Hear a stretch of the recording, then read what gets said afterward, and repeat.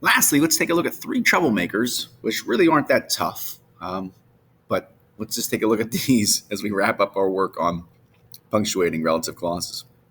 The first one says that a restrictive relative clause within a compound sentence could be a troublemaker. Remember, a restrictive clause doesn't take any commas, but sometimes it might.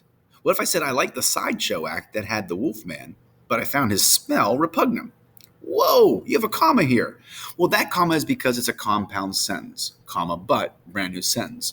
So I'm still looking at this adjective clause that had the Wolfman is restrictive, meaning it doesn't need any commas at all, has also the word that, all clues that I'm not going to put a comma in the sentence, but I'm still going to put one after man just because it's a compound sentence. So don't think of it as sort of like a parenthesis just kind of hanging out there.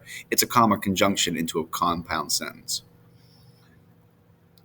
Non-restrictive clauses typically come with two commas, unless they're at the end of the sentence. So if I said, the lady swooned over little Tarzan, who lifted two ton weights over his head. It's harder to say than you think.